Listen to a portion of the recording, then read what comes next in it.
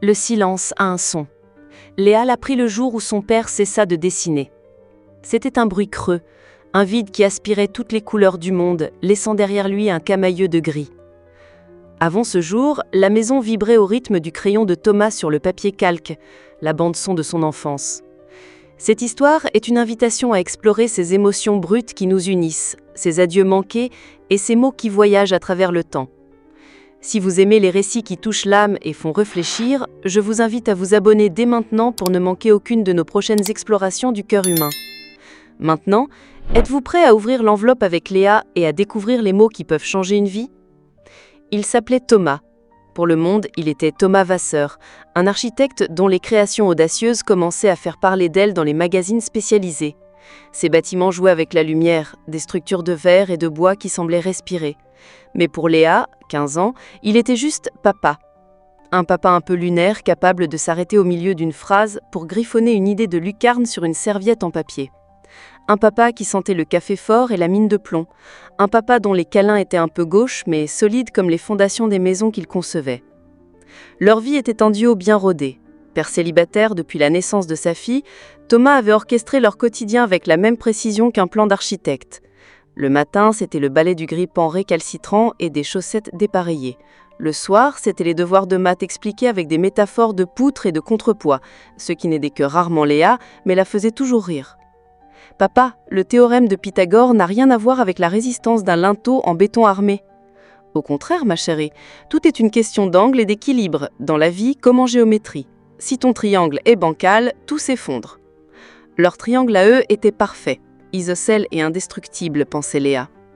Puis en mardi d'octobre, un pilier de leur structure s'est fissuré. Thomas a reçu un appel. Léa était dans sa chambre, casque sur les oreilles, en train de massacrer une ligne de basse sur sa guitare électrique. Elle n'entendit pas la voix de son père se briser, ni le silence pesant qui suivit le clic du téléphone raccroché. Elle ne vit que son visage plus tard au dîner. Il était pâle et son sourire ne montait pas jusqu'à ses yeux.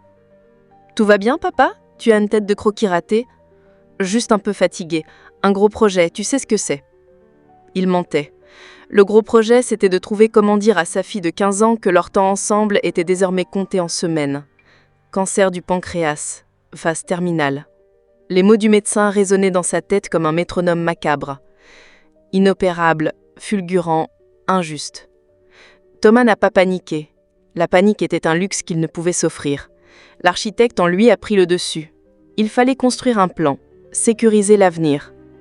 Le premier point fut le plus froid, le plus impersonnel, le notaire, un testament, des clauses, des biens, des tutelles. Il a tout réglé avec une efficacité glaçante comme s'il dessinait les plans d'une maison dans laquelle il ne vivrait jamais. Mais une fois rentré, assis dans le silence de son bureau, entouré de ses équerres et de ses compas, il a compris. Un testament ne dirait jamais à Léa combien son rire ressemblait à des clochettes un matin de printemps.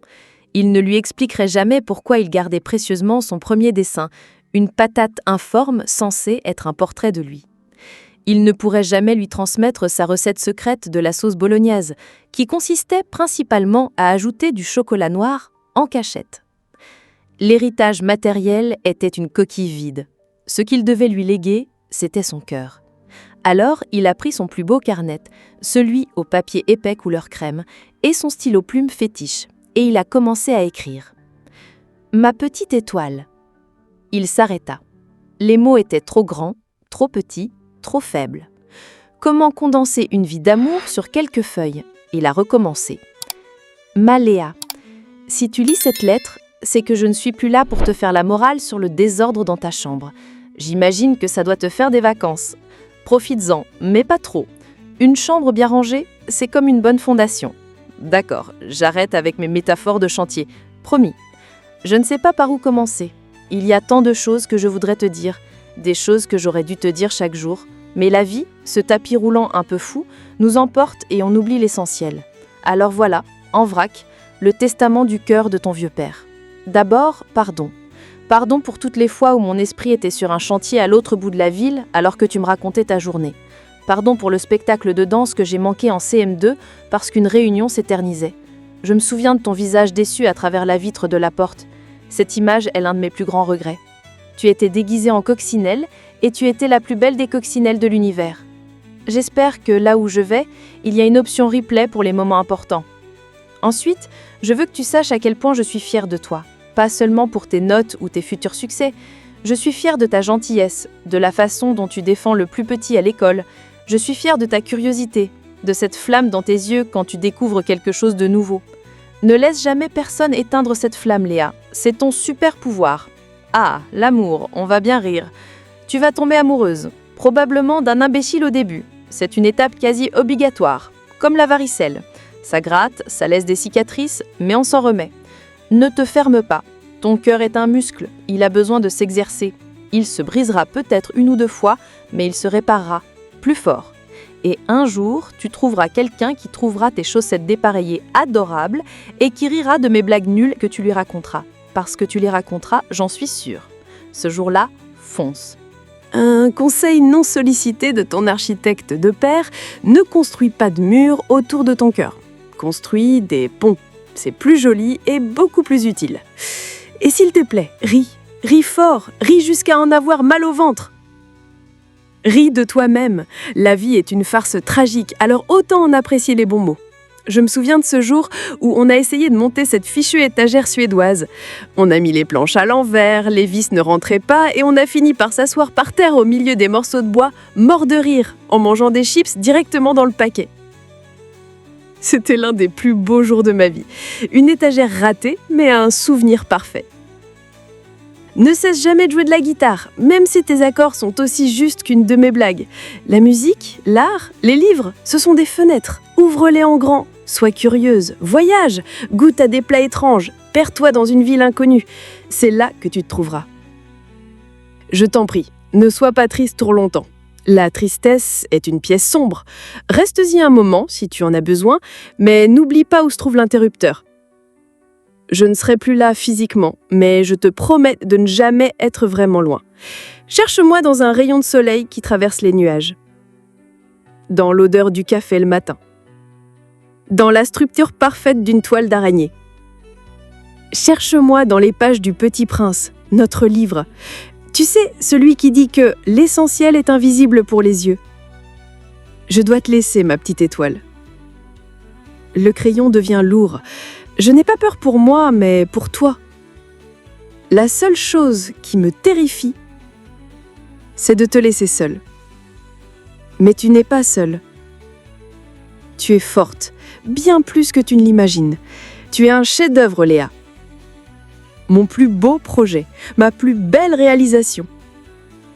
Je t'aime plus que toutes les briques du monde. Ton papa, l'architecte des nuages. Il plia la lettre, la glissa dans une enveloppe sur laquelle il écrivit « Pour Léa ».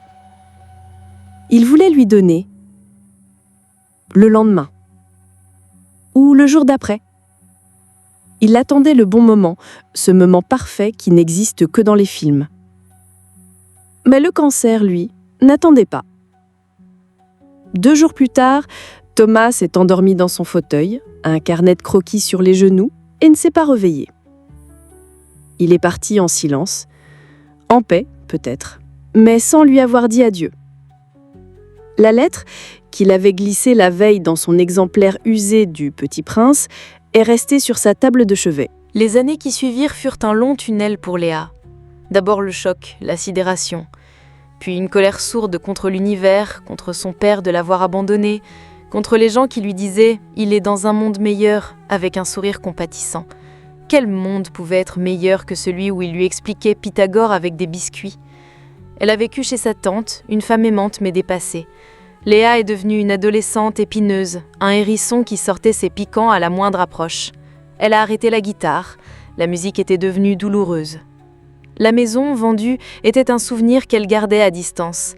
Le chagrin était un colocataire envahissant dont elle ne parvenait pas à se débarrasser. Le temps, cet artisan patient, a pourtant fait son œuvre. Léa a fini le lycée, est entrée en université en lettres. Elle portait maintenant des boucles d'oreilles en argent, écoutait du jazz dans des cafés enfumés et remplissait des carnets de mots, d'histoires, de poèmes. Elle voulait devenir écrivaine, elle voulait construire des mondes avec des phrases, comme son père en construisait avec des lignes et des courbes. À 24 ans, elle était une jeune femme qui souriait à nouveau. Un sourire un peu fragile, teinté de mélancolie, mais un vrai sourire. Le chagrin n'avait pas disparu, il s'était transformé. Il n'était plus un colocataire bruyant, mais une ombre silencieuse qui marchait à ses côtés, lui rappelant la profondeur de l'amour qu'elle avait perdu. Un samedi de printemps, sa tante l'appela. Elle vidait le grenier et avait retrouvé plusieurs cartons d'affaires de Thomas qu'elle avait gardés.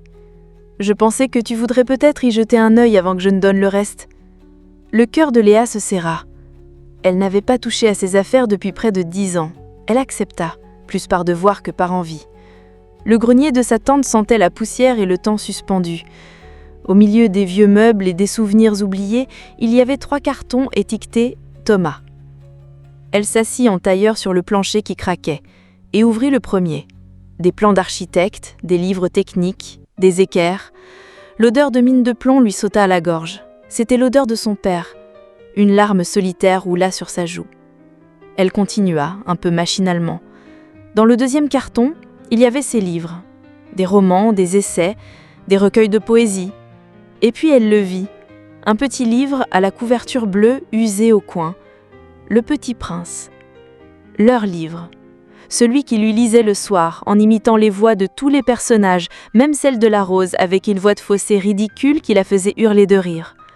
Un sourire traversa son visage. Elle prit le livre, ses doigts caressant l'image familière du petit bonhomme aux cheveux d'or. Il était lourd, plus lourd qu'un livre de poche. Elle l'ouvrit au hasard, et une enveloppe jaunie par le temps glissa d'entre les pages pour tomber sur ses genoux. Son souffle se coupa. Dessus, une écriture qu'elle reconnaîtrait entre mille. Une écriture faite de lignes droites et de courbes précises. L'écriture d'un architecte. Pour Léa. Ses mains se mirent à trembler. C'était impossible. Une lettre, de lui, après tout ce temps? Était-ce une blague cruelle du destin? Une hallucination née du chagrin? Elle hésita. Une partie d'elle voulait fuir, remettre l'enveloppe dans le livre et le livre dans le carton, et ne plus jamais y penser. C'était trop tard, trop douloureux. Mais une autre partie, la petite fille qui attendait toujours que son père entre à la maison, devait savoir. Avec des doigts mal assurés, elle déchira l'enveloppe. Elle déplia les pages, et elle se mit à lire. « Ma petite étoile ». Les larmes jaillirent immédiatement, brouillant les mots. Elle cligna des yeux, essuya ses joues, et continua. Chaque phrase était sa voix, elle l'entendait. Elle l'entendait lui pardonner, l'encourager, la taquiner. Elle a pleuré en lisant le passage sur le spectacle de danse de la coccinelle. Elle n'y pensait plus, mais soudain le souvenir était là, intact. La déception cuisante, la tristesse d'une petite fille. Et maintenant, 10 ans plus tard, la guérison. Elle a souri en lisant ses conseils sur l'amour et l'allusion à l'imbécile. Il avait raison. Il y avait eu un Théo, un imbécile magnifique mais terriblement égocentrique. Elle éclata d'un rire étranglé, un son étrange, un mélange de sanglots et de joie. Son père la connaissait si bien, même par anticipation. Et puis, elle est arrivée au passage sur l'étagère suédoise. Je me souviens de ce jour où on a essayé de monter cette fichue étagère suédoise. On a fini par s'asseoir par terre au milieu des morceaux de bois, mort de rire, en mangeant des chips directement dans le paquet. C'était un des plus beaux jours de ma vie. Un rire franc, sonore, s'échappa de sa poitrine. Un rire libérateur. Elle se souvenait. Elle avait 13 ans. Ils avaient lutté pendant 3 heures avec un mode d'emploi en pictogramme incompréhensible. Son père avait fini par jeter une vis à travers la pièce en criant « Au diable l'ingénierie scandinave !» Ils avaient abandonné, commandé des pizzas et regardé un vieux film, l'étagère en kit gisant au milieu du salon comme la carcasse d'un animal étrange. Elle avait oublié ce moment, et maintenant il revenait, vibrant, joyeux, offert par son père comme un cadeau posthume.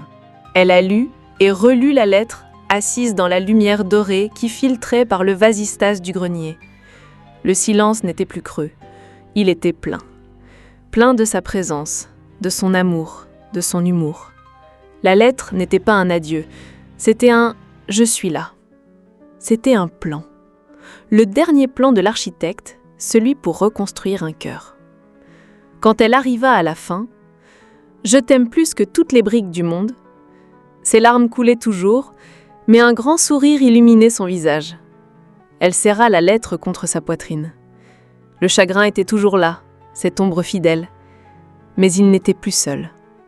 À ses côtés, il y avait maintenant la gratitude, la joie et une certitude absolue.